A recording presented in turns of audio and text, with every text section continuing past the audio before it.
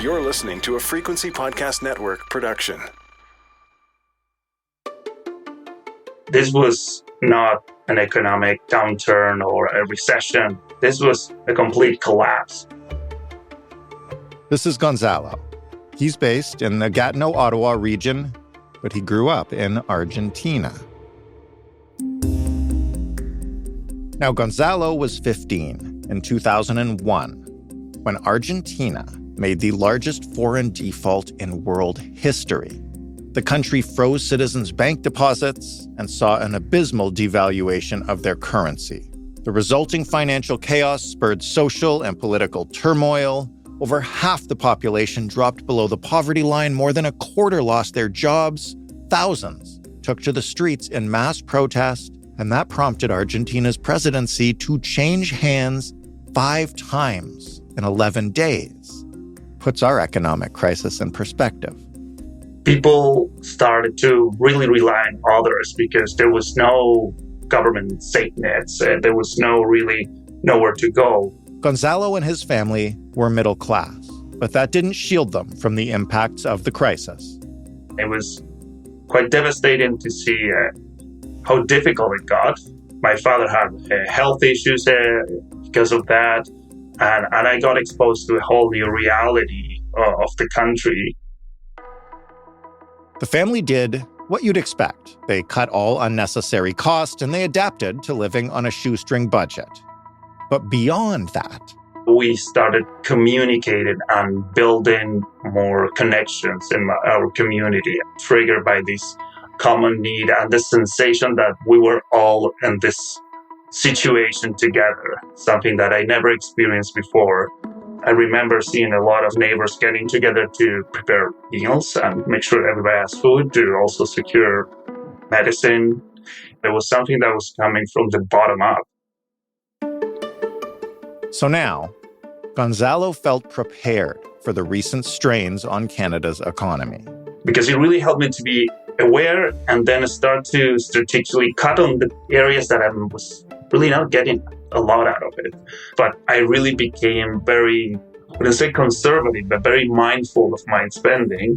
Even if I apply for a mortgage, I feel nervous because I know that I'm spending money that I don't have. I'm terrified of credit cards. I don't trust them. And I use them essentially just because we need to build credit. Well, Gonzalo was ready for this moment. He can feel his peers struggling to adapt to Canada's ever-rising cost of living.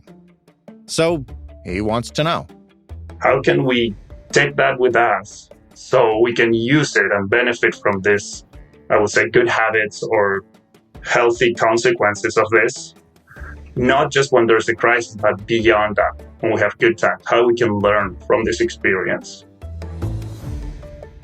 The past couple of years in Canada obviously haven't been as severe as Argentina's near-total collapse.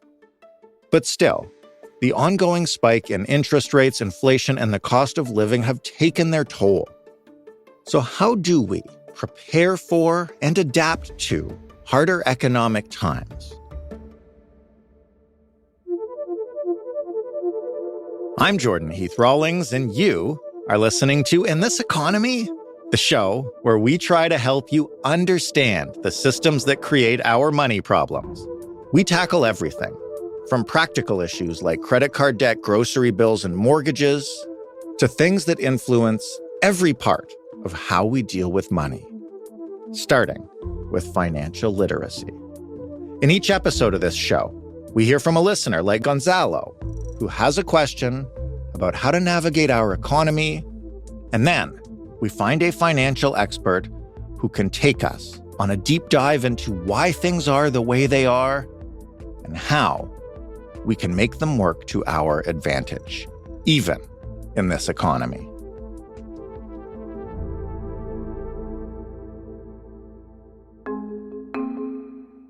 Now, as much as we can try to stay positive, learn lessons, and adapt our lives to the rising cost of living, it's still frustrating. It's still hard, especially if you've run out of things to cut in the budget and you're still coming up short. It may be tempting to give up on your financial goals entirely, and then you turn on the TV or pick up your phone and you hear that the economy's doing pretty good, actually. David Coletto knows this feeling well. There's a difference between the perception and feelings that we have about the economy and the actual economy. And when economists say, hey, folks, the economy is actually doing pretty well, it just reinforces and makes people even angrier and more frustrated because I do not feel that economy in my day-to-day life. David is the founder and CEO of Abacus Data, a company that regularly polls Canadians on what's concerning them the most. And right now, as you might imagine, which is why you're listening to this show, those issues overwhelmingly fall under the umbrella of finance. David, along with his colleague, Tanya Woods, are well aware of the general feeling of doom and gloom. If you identify as a millennial or younger, you've been told by Canada, by the world, you're not going to be as financially successful and secure as your parents. That's definitely not encouraging. Tanya is the head of government and regulatory affairs and policy council at Questrade Financial Group. She's also the managing director of Canada's Chamber of Digital Commerce. I called her and David to get a sense of the state of our economy, how we're feeling about it, whether we really understand the causes of the money problems most of us find ourselves in, and to ask them what we can learn from what we're dealing with right now that will help us do more than just sit back and survive it. I'll begin with David because David, first I wanted to know from you, in terms of the everyday cost of just a decent middle-class lifestyle, I think it can feel like it's never been worse than it is right now. Is that true? There are many indicators that would suggest it is, at least if you take anyone 40 and under, it certainly has not been this difficult to afford a lot of the things that people expect to be able to afford, even those who have a full-time job.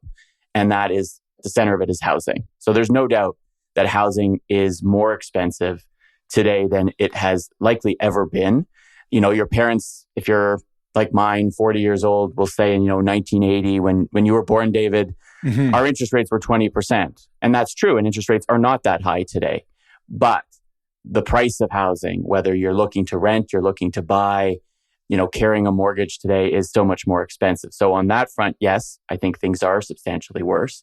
And I also think we've just lived through, and we're living through, a period where the price of pretty much everything we need has risen substantially. And that is relatively a new phenomenon. You have to go back to the 1970s and early 80s to see another period where inflation moved as fast. So for, I would say, half of the population, this has been a moment where they have not experienced before, in a kind of economy that, while on the one hand, actually is by other measures doing pretty well. Unemployment is pretty low. The economy is technically still growing. But when we ask Canadians in our surveys, do you feel that the economy is doing well? Most say no, and particularly younger Canadians say absolutely not. What does the market say about the economy on the whole? Well, the market says, we're they use the term right now, sluggish. So We're technically still growing. Canada has not gone into a technical recession, which economists define as 2 quarters of the declining GDP. There are some who are debating whether this measure called GDP per capita, so you take Canada's gross domestic product and you divide it by the number of people, that number has been going down, which some argue is an indicator of standard of living declining in Canada. Others say, well, it's not a very good measure. So economists don't all agree with what measure best describes the economy today. But I'm not an economist. I'm a public opinion researcher. And I think perception is everything. So, and this is why when we measure things like consumer confidence, we are starting to see an improvement compared to where it was over the last 2 years. But it is still close to neutral, meaning, about half of consumers are feeling a little bit more optimistic, and the other half are kind of saying, well, I'm not ready to say things have improved. And we see it in people's behavior, right? We do see people scaling back on spending on groceries, spending on a lot of discretionary things is down. But on the same time, there is still a legacy of the pandemic in which a lot of Canadians saved up quite a bit of money over that basically year, 2 years, and weren't able to do a lot of the things they wanted, like travel. So if you've been traveling, people said this March break, travel reached its peak, a higher level than before the pandemic. Really? So people are still spending money, but they're much more choosy on it. And they're having to spend a lot more and they're getting less. And that is creating, I think, the anxiety where, half of Canadians say they are living paycheck to paycheck in our surveys. Maybe if you could, just because you touched on it at the very beginning, provide a little review of the past few decades in terms of the ups and downs of the Canadian economy. I know it's never been this bad, but in between then and now, what have most Canadians sort of experienced in terms of, again, the way the economy affects them, not how the stock market's doing? Yeah, I would say, coming out of the 80s, which was a period with interest rates were very high, the housing market, it didn't crash, but it really dipped. So it was actually a really good time to buy a house if you had money. If you didn't have money, you'd have to pay quite a bit to carry a mortgage at the time. And that's when baby boomers, if you think about the generations in Canada, were, in their 20s and 30s. So that's my parents, right? Experiencing that kind of difficult, constrained economy, slow growth. And that persisted through much of the 80s. And then into the 90s, particularly after the mid 90s, you actually had a period of pretty substantial growth, right? And it felt like the economy, the American economy, the Canadian economy was on all cylinders. Money was flowing. People were doing quite well. There was a lot of optimism. I always think of like governments were balancing budgets and they were doing it without having, the federal government in Canada cut quite a bit. But then there was this period of really strong growth into 2000. And then you had 9/11 in 2001. Right. And that global political crisis created a momentary economic shock because people weren't traveling and we weren't sure. There was a war started in Afghanistan. But soon after that, the economy continued to do pretty well. And you had the buildup of people taking on, perhaps, particularly in the United States, more leveraging themselves in the real estate market. And then you had the financial crash in 2008, 2009, the so-called Great Recession. And Canada, it affected Canadians and the Canadian economy and how we experienced it, but not to the same extent as the United States, where you saw massive numbers of foreclosures, people losing, their homes, and the government had to step in to kind of save the economy. And that happened in the United States and Great Britain and many other countries around the world. And Canada was not immune to those forces. But after that period, you did see, again, people's optimism start to improve. The economy got better. I think before the pandemic, there was this optimism built in, but the housing market started to get very expensive. Canada's population started to grow. And then the pandemic hit. And you basically had 2 years of what I describe as a roller coaster of emotions for people, both their fear of getting this virus and getting sick and perhaps dying and their loved ones getting sick and dying, but also the economic uncertainty about what it meant for them, people losing their jobs, entire industries shutting down. And that was a period of immense, I think, emotional trauma that was tied to the economic well-being of a large part of the economy. And coming out of that, I think what happened was half of people who didn't have to, could work from home, actually did pretty well, were okay. Right. And half felt, I think, a deep trauma about it. And we're still living through the legacy of that pandemic on people's finances. In terms of that legacy, that's a great segue to get to what our listener wanted us to discuss today, which is what lessons that we will take, that Canadians will take from this period of economic instability. And at the height of the lockdowns, we saw people change their behavior in a more communal way. And I'm wondering if your surveys sort of reflected that and what you heard from people during those trying times about how they changed their behavior, particularly with regard to their community. I think it was a momentary shift, frankly. I don't know if it's persisted post-pandemic, but we saw a momentary coming together of the country and communities, more specifically, to help each other get through a really difficult time. And I think it happened in workplaces. I think it happened in neighborhoods. And it probably was a good year of that happening and lots of great stories coming out of it. In terms of what people told you, you mentioned a little earlier that some people, obviously probably mostly the ones who were lucky enough to be able to work from home and have a stable income during the pandemic, had managed to save money.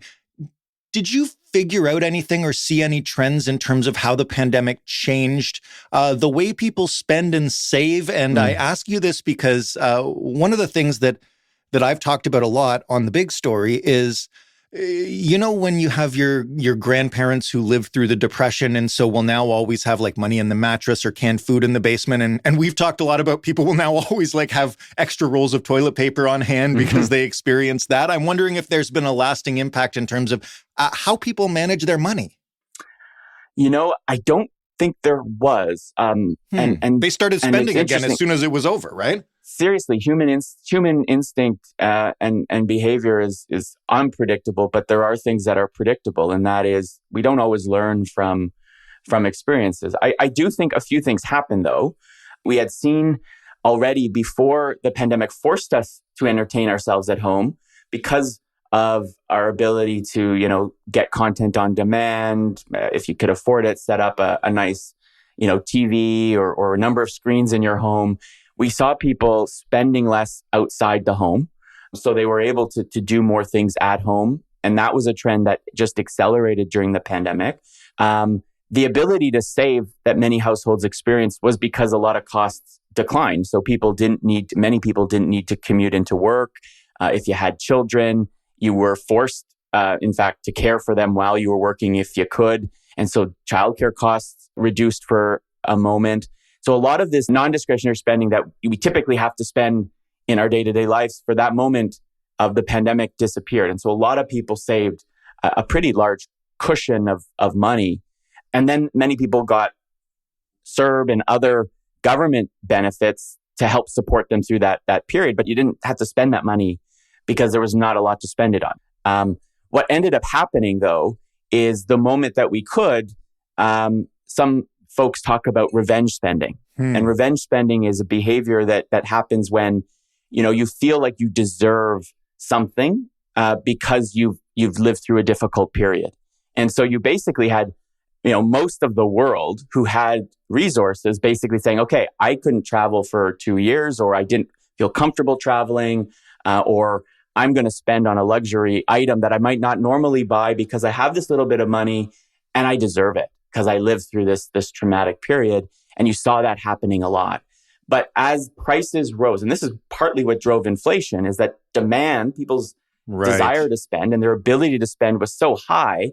And at the very moment everybody wanted to spend money, the supply was still constrained because of the impacts of the pandemic.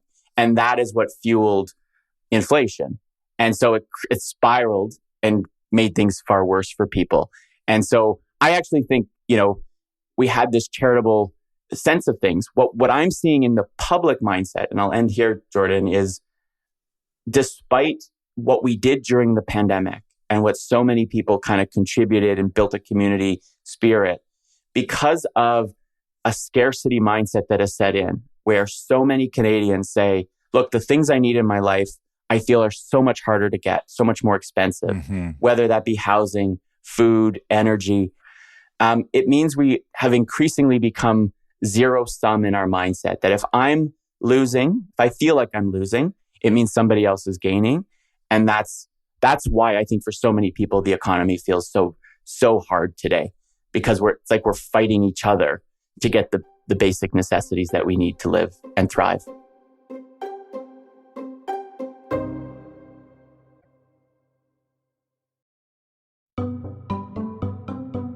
I want to ask you this, but I also want to ask your colleague, Tanya Woods, who is also joining us, this question, which is, given the past 30 years, or even just going back to the 90s, when probably most of our listeners were too young to really be paying much attention to the economy, were Canadians prepared for the way everyday affordability changed as we came out of the pandemic and prices started spiking? Financial insecurity is something that affects far too many people, right? When you ask people in a survey, if you needed to find $500 or $1,000 for an emergency, could you get it? More than a third of Canadians say no to that question. When we ask, we do the survey every year with HOOP, which is the Healthcare Pension Plan of Ontario. They run the pension plan for all healthcare workers, and they look at retirement security. Not just young people who aren't saving for retirement, but there's a substantial number of people on the cusp of retiring who have almost nothing saved.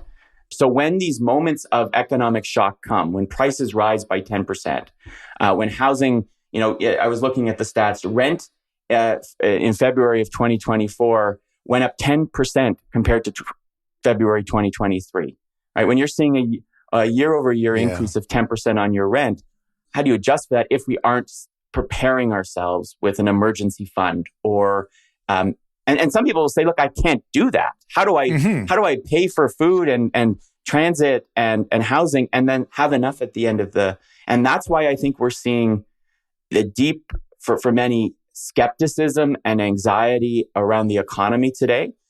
I think what Tanya will talk a lot about, and I agree with because we see it in our surveys, is Canadians are not financially literate. So when a moment comes in which we have to pivot in the way that we adapt to a changing economic circumstance, I don't think we're prepared for it.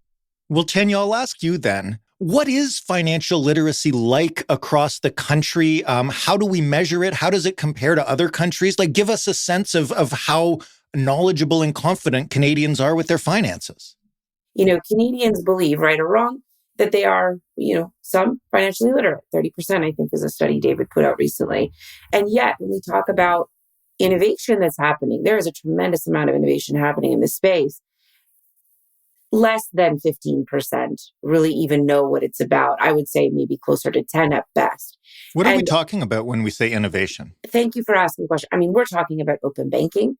We're talking about crypto and digital assets.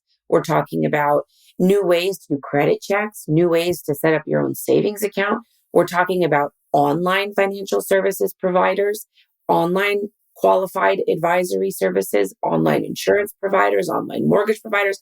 Why does that matter? Well, digital service providers generally can benefit from economies of scale. They can drive costs down for their consumers because they know how to leverage technology networks. And so the promise of digital financial services is that they're going to be more affordable for Canadians if structured appropriately, if the law allows them to be. Canadians have not realized this yet. And by realized, I mean, it's not in their day-to-day life. Yes, we have, online accounts. We can go look at our passbooks now in a digital format. Yes, we can place some online orders thanks to Questrade and other leaders who have pushed, the online trading space. But if you don't know how to read the digital ecosystem properly, you don't yet have a relationship with it. You don't have a trust with it yet. You don't know what's possible out there in the world. And so you're missing out. But we have enough FOMO, so we're not going to pile more FOMO onto that right now. We're going to talk about literacy. And I know you've got lots of questions about that. Moving into the next space in finance is one thing. And obviously, people can debate back and forth about whether the opportunity there outweighs the risk or not when you talk about things like crypto. But I'm speaking more in terms of the general knowledge that a millennial or Canadians in general would need to put their finances in a place, and I know, again, not technically a recession, but that can survive a time of real instability, which we've seen over the past couple years. And how many Canadians are equipped for that? And what would you suggest that Canadians who aren't equipped for that learn as quickly as possible to be able to navigate what looks like an increasingly unstable economy? So we do feel that there's big F financial literacy, which is all encompassing. That includes understanding how insurance works. That includes, yes, of course, understanding your budgets. Canadians are being called because of the situation we're in to engage with higher level thinking around economics and inflation. For many Canadians, I'm not sure they could explain to you what inflation is and how it works. They just know it's a bad word right now. And we need Canadians to understand it a little better, because then they can engage on the topic more directly with their politicians and maybe influence some policies to help them. This is big F financial literacy, understanding, of course, in that bucket, fintechs and the innovation side is one aspect of it. Understanding the mortgage ecosystem, how do mortgages even work? Many Canadians maybe make that step once in their life, and usually it's about the time when they're ready to buy a house, but they don't often go back to say, well, what did I learn from that process? Not many are mortgage experts. It's a very fortunate position to be in, especially these days, to be seeking a mortgage to buy your house. But when you're holding a mortgage today and you're having trouble making payments, you're wondering. I think a lot of Canadians are wondering, what was that decision actually about? Yeah. Hard to backtrack it, isn't it? So I think getting the basics down, the budgeting, and these are the products and services I have, and here's how they work for me. Here's how they relate to my financial goals. That's small f financial literacy. And then big F is understanding the whole ecosystem in front of us today, because it has rapidly evolved. Canadians have knowledge gaps. I have knowledge gaps. I would be lying to tell you that I knew everything about everything. I absolutely do not. And it's changing all the time. So, the other side of this that I think is important to highlight is there is no shame in not knowing. What do you do when you don't know? You learn. We have FCAC. So this is a government organization that is set up, and it has a legal mandate. So it's required to be out there helping Canadians learn. The full wording of FCAC, for those that aren't familiar with it, is Financial Consumer Agency of Canada. But it is responsible for the National Financial Literacy Strategy. So I encourage Canadians first to go there. The second thing that you can do is think through, who are your financial services providers today? Certainly Questrade and many others have resources right on their websites where you can start to kind of poke around and see, what are they telling me? What can I do with this product? Is it the right thing for me? Some have budgeting tools to help you figure out, what is my budget? How should I be looking at this? And there's a lot of resources out there. I think, the challenge is you can get lost down many rabbit holes and in the ocean of information. And so it is really ideal that we try to guide our government, I think, at this time to be enhancing what FCAC is doing for Canadians. I think having a national hub that is best in class in the world would be a very helpful start federally. But we also look at countries like Denmark. And in Denmark, we're seeing financial literacy directly tied to strong economies. There, people are learning at 12 through 15 exactly what this means at many levels, not just the basic, home ec budgeting level. Well, that's an excellent way to cover what we can do to educate ourselves ahead of any major financial decisions or before we plan a budget or anything like that. But what can we take away from the past couple years or even this year as it continues that will help recession-proof our personal finances? I know we have no control over the general economy. Definitely. Look, number one, understand the world's changing rapidly. It's changing for so many reasons that are not in our individual control. So having goals from what you want to achieve in the life you want to live, you have to think a little longer term, think short term, but also long term, having both perspectives, kind of going all the time and revisiting your objectives and your vision for how you want your life to go and how you're going to use money, what you need it to be doing for you. It's really important to first put some thought into your own objectives. Then it's important, of course, to equip yourself with the knowledge on how to do that. You can reverse order those if you like, but sometimes learning in a more directed context is a little bit easier, guides you. And then get familiar with the products and services out there. The government is aware that there's an issue, and they have been introducing a lot of new programs and opportunities for Canadians. One being, of course, the first home savings account for those Canadians that are, interested and want to have a home and buy a home one day. This is something, Questrade is really proud to support and to develop that product and get it into market first. And from that, just that initial initiative of government and then our company's leadership, what we experienced were customers starting to ask more questions. It's easy to get overwhelmed, but pick your first thing and just start. And then the other aspect of it is read widely, understand sort of how does government impact what you do, and engage with your politicians. I think, Canadians have had for many years a bit of a complacent tendency when it comes to public engagement with their political representatives. This is a moment in time. We can't sit back. Once we figure out what we need and we have a better understanding of what's going on in the ecosystem, we can do part of our research engaging with our local politicians and saying, listen, how can you help me? That's their job. Their job is to serve the public. How can you help me? Can you get me better education through these bodies like FCAC? Can you help me solve my challenge over here with my housing concerns? Can you help me define financial future for me here in this country?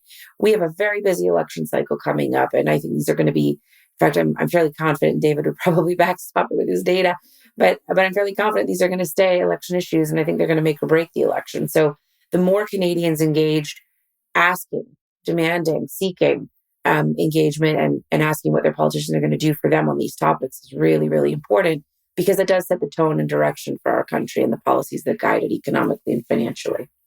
Because you mentioned it, I will ask you, David, and I'm fairly certain already of the answer, but economy and affordability, where Canadians rank it on the issues that they'll be voting on.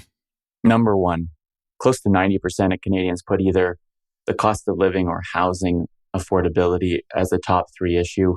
And so as long as that is the mindset that people have, I think it will affect everything. It will affect the decisions they're making as consumers, and it will have a political impact as well. And we're seeing its effect here in Canada and around the world. There's no incumbent government that isn't being harmed by what I call inflation-itis, which is the impact that inflation and this feeling of falling behind has on voters.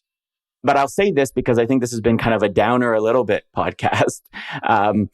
And that's the nature Welcome of the world. Welcome to In This Economy. Yeah, exactly. Well, but that's it. But look, I also am somebody who's generally a glass half full kind of person. And I look around and I say, living today, it's never been easier for you to be in control of your finances, to connect all of the dots, to know and power your financial future if you choose to take control. Right. You don't have to have a mysterious stockbroker handling your money anymore. Exactly. Right. And it's never been easier to connect globally to markets. So I think we sometimes fall into the trap also of it's never been as bad. And that is true on some issues, but it's never been as easy to achieve things as well. Tanya, before we wrap up, you mentioned complacency. And not being complacent is a lesson that we can learn. And I'll ask you, as we go through this period where interest rates have shot up and inflation has shot up and now is coming down, do you think Canadians are kind of waiting for the economy to just calm down, kind of go back to normal, go back to sleep, being okay and affordable again, and then so that they can stop caring about it? And will that ever happen now? Mm-hmm. I think there's definitely an aspect of that. We've been very privileged as a country for a very long time when it comes to economic stability. I mean, David referenced the financial crisis in 2008, and the government at the time was really proud that it had just skated past it. I lived in the US in 2008, and I ended up coming home because there were no jobs. And I'm a highly educated individual. I graduated top of my class that year, and they were paying people to not come to work. So, I don't take for granted anything. We are so hyper connected to any number of services and opportunities, but that can be overwhelming. So we can't take that overwhelm for granted. I mean, whether we're comfortable with it or not, we do have to take responsibility, each one of us, for our situation. Thank you both so much for this. And I guess the lessons are, don't be afraid to learn, don't be intimidated to learn, and then don't assume the economy will stay one way forever.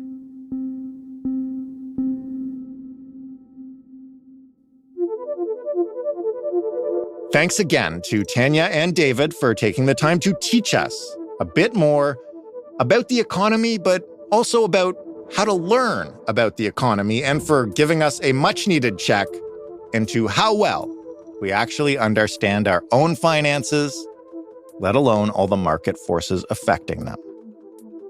And of course, thank you to Gonzalo for reaching out with your experience, living through an economic crash, and sharing the lessons you learned as a result. I hope we take some of those to heart. If you would like to reach out with a money question and get some advice from an expert, then we want to hear from you. You can email us anytime at hello@itepod.com. You can also call us and leave a voicemail and talk out your problem.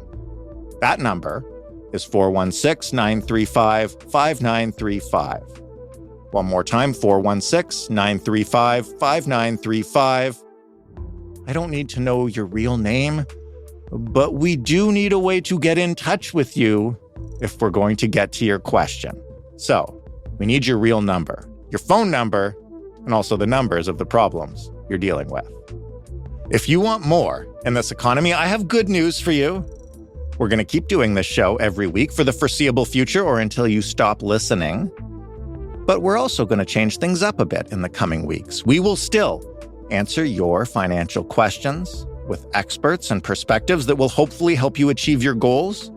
But we will also be bringing you stories and information about Canada's economy as it happens, so you will get a little more perspective on what's going on right now in various areas of the economy and how it will impact you. So look for that in the coming weeks, right here in this feed. You don't have to do anything. Except, of course, for rating and reviewing and following and subscribing and doing all of those other things that help other people find this show too. I'm your host and executive producer, Jordan Heath Rawlings. This episode was written and produced by Ali Graham. The sound design was done by Ryan Clark, and Stephanie Phillips is our showrunner. Mary Jubrin is our digital editor, and Diana Kay is our manager of business development. Together, that makes us the Frequency Podcast Network, and yes, we're a division of Rogers. Thanks once again for listening, and we'll talk to you next week on In This Economy.